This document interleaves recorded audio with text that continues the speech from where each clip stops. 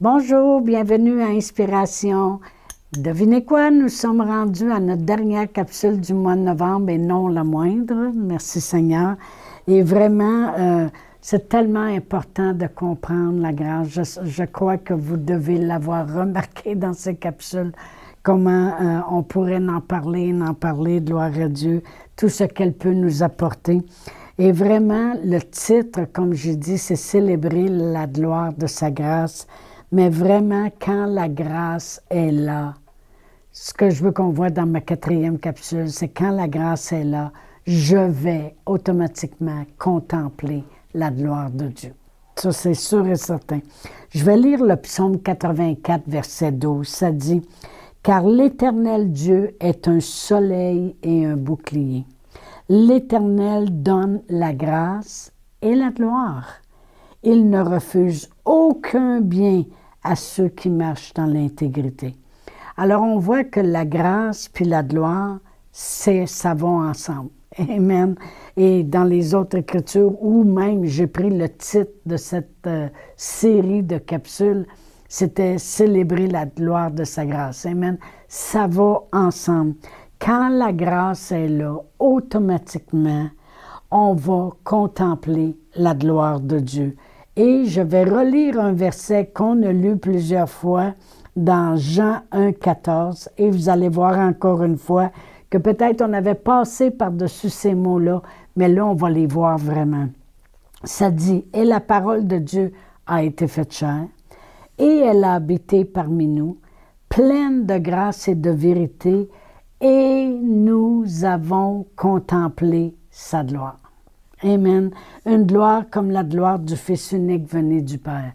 Si la grâce est là dans ta vie, ça va être glorieux. On va, en quelque part, on va contempler la gloire de Dieu. Amen. Parce que ça va ensemble. Jésus, la grâce est venue, donc, automatiquement, on a vu la gloire. On voyait Jésus se promener partout, on voyait les miracles, on voyait les foules pris soin, les foules nourries, les foules pardonnées. Amen. Automatiquement, on voyait éclater, contempler la gloire de Dieu. Jonathan Edwards a dit ceci, « La grâce, c'est la gloire de Dieu qui commence. » Quand quelqu'un a la grâce sur lui, c'est la gloire de Dieu qui commence.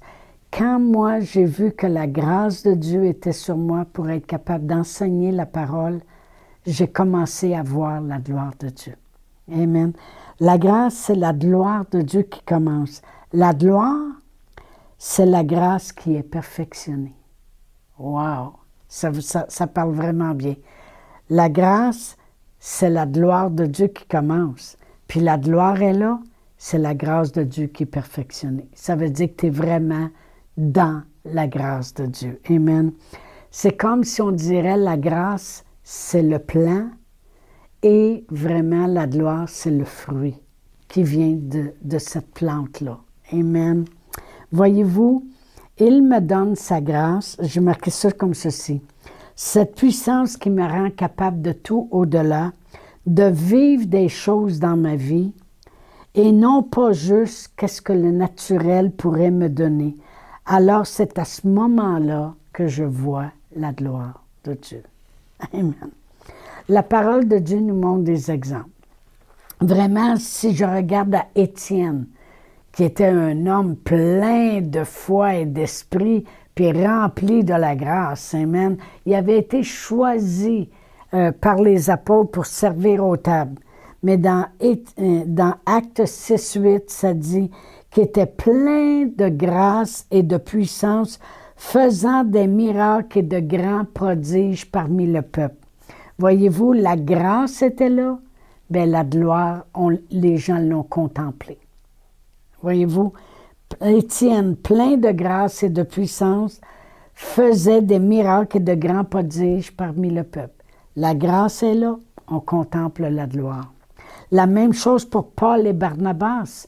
Dans Actes 14, verset 3, ça dit « Ils restèrent cependant assez longtemps à Icône, parlant avec assurance, appuyés sur le Seigneur, qui rendait témoignage à la parole de sa grâce et permettait qu'ils se fassent par leurs mains des prodiges et des miracles.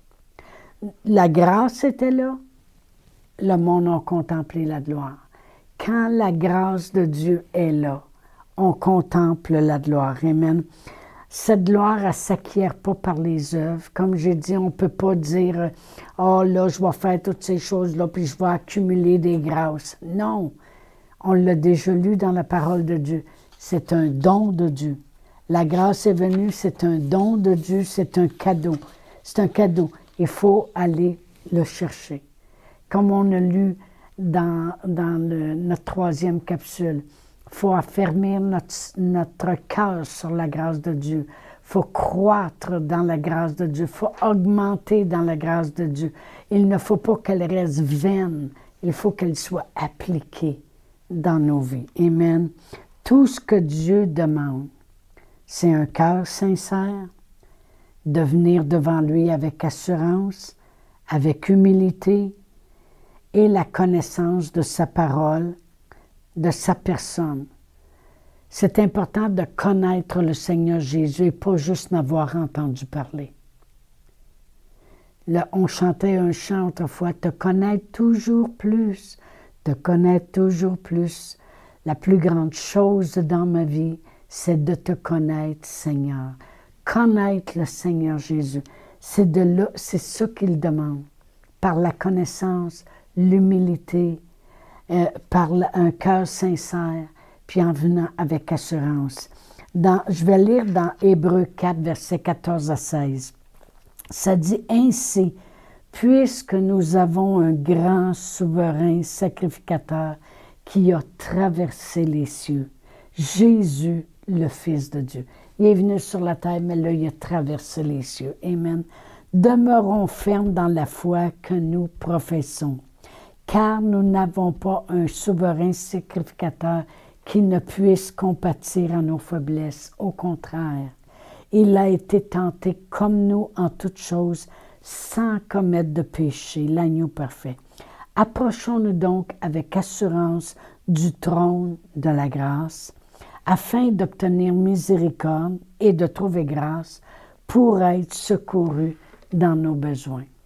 Des fois, les gens, ils ne font pas attention, puis il y a une différence entre assurance et arrogance.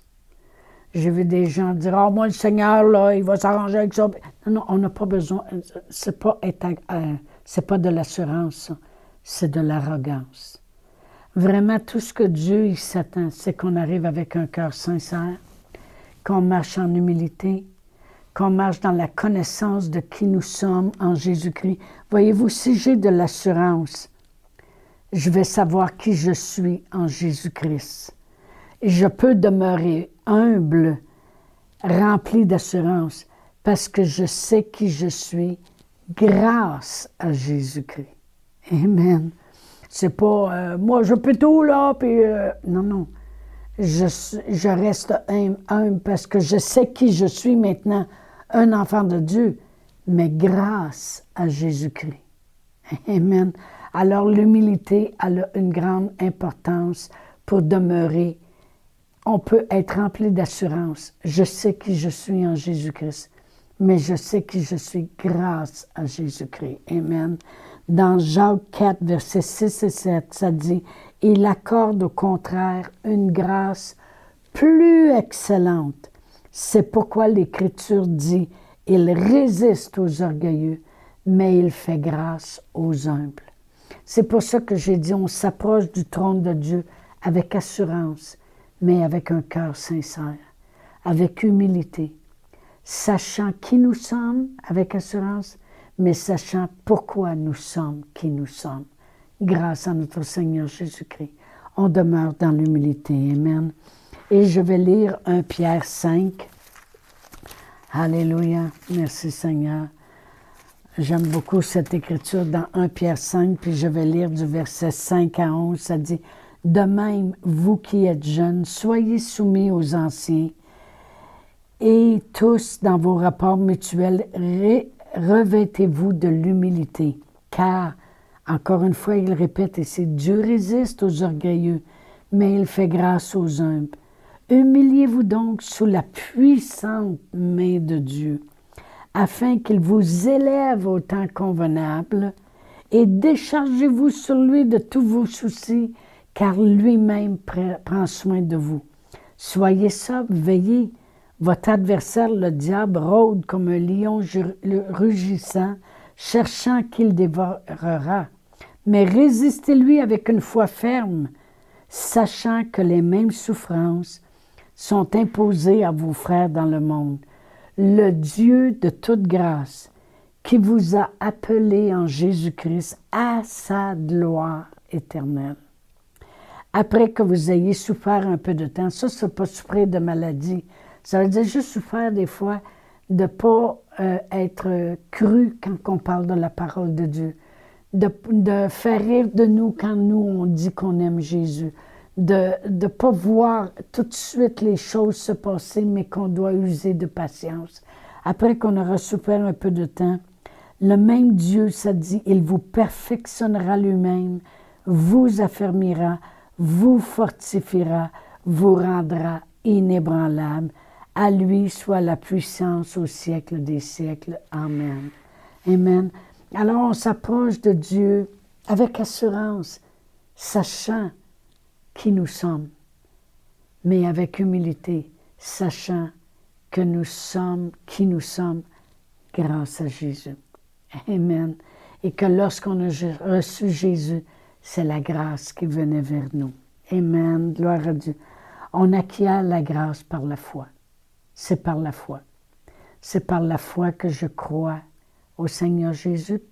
Je suis sauvé par la grâce, par le moyen de la foi.